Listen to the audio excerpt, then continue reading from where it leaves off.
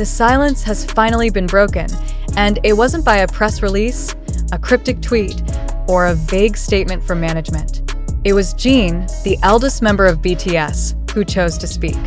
And what he revealed has sent shockwaves through the fandom and the industry alike.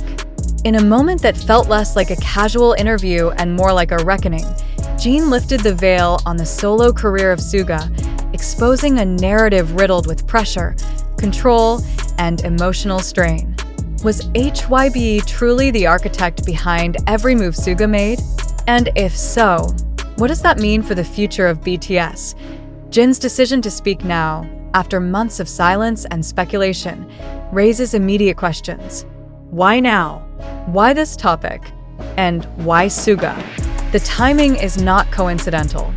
With BTS members pursuing solo careers amidst military enlistments and shifting public expectations, the internal dynamics of the group and its relationship with HYBE have never been more scrutinized. Jin's revelation suggests that what fans have seen on stage and in promotional materials may be only a fraction of the truth. Behind the polished performances and curated content lies a story of creative conflict, emotional exhaustion, and perhaps even betrayal. According to Jin, Suga's solo journey was not the liberating artistic endeavor fans were led to believe. Instead, it was a path paved with decisions that were not entirely his own. From album concepts to promotional schedules, Jin hinted that Suga was often cornered into choices that served corporate interests more than personal expression. The implication is chilling. Was Suga's artistry compromised for the sake of quarterly profits and brand alignment? And if so, how deep does this pattern run within the company? Jin's tone during the interview was not one of casual commentary. It was heavy, deliberate, and at times visibly emotional. He spoke of Suga's internal battles, his struggle to maintain authenticity while navigating a system that demanded conformity. Jin described moments when Suga questioned the very essence of his music, wondering whether it still reflected his voice or merely echoed the expectations of executives. These were not abstract musings.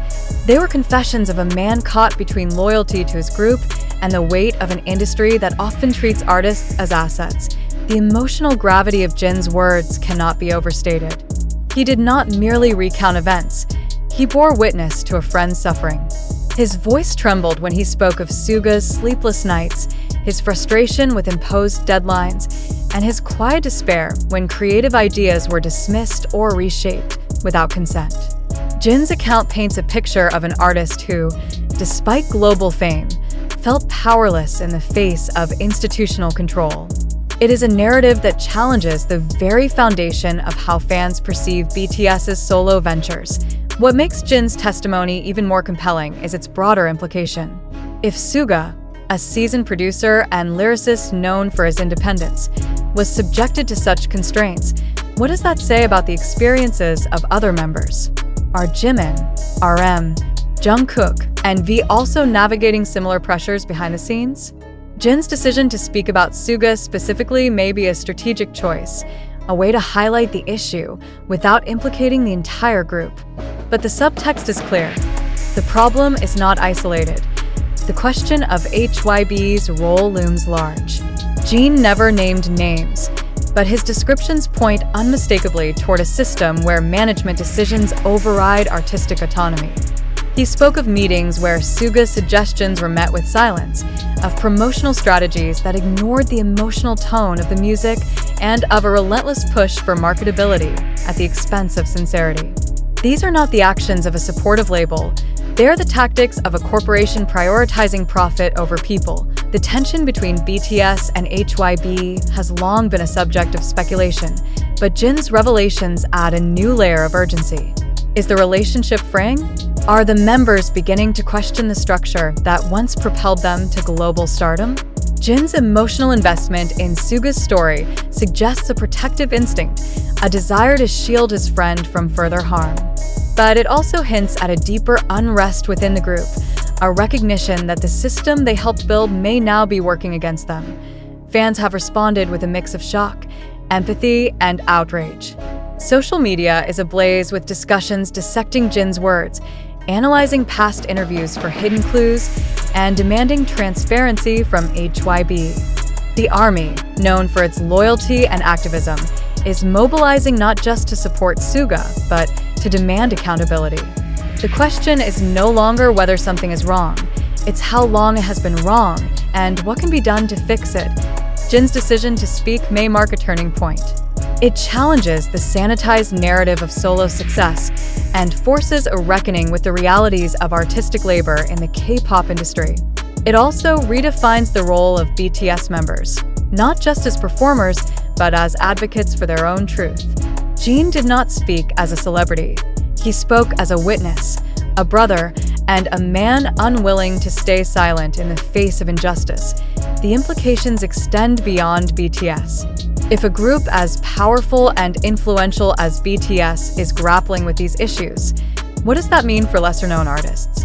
Jin's revelations may inspire others to speak out, to demand creative freedom and emotional safety in an industry that often overlooks both. It is a moment of vulnerability, but also of courage, a reminder that even in the most polished systems, cracks can form and voices can rise. As the dust settles, one question remains. What will HYBE do now? Jin's words cannot be ignored. They have pierced the veil of corporate silence and exposed a reality that demands response. Whether HYBE chooses to acknowledge, deny, or deflect, the narrative has shifted. The public is watching, the fans are listening, and the artists are speaking. The era of unquestioned control may be ending, and a new chapter, one defined by transparency, empathy, and artistic integrity, may be beginning. In the end, Jin's revelation is not just about Suga. It is about the cost of silence, the power of truth, and the courage it takes to speak when the stakes are highest. It is a story that demands attention, reflection, and action. And it is a story that, once told, cannot be forgotten.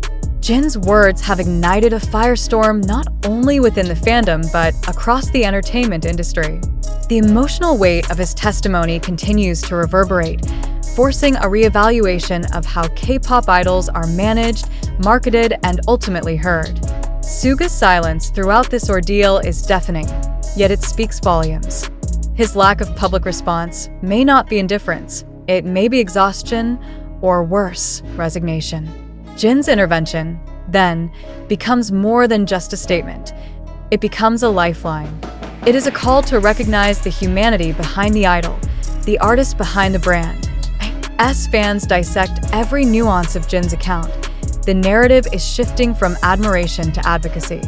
The ARMY is no longer just a fan base. They are becoming watchdogs, demanding transparency and justice. The question now is not whether HYBE will respond,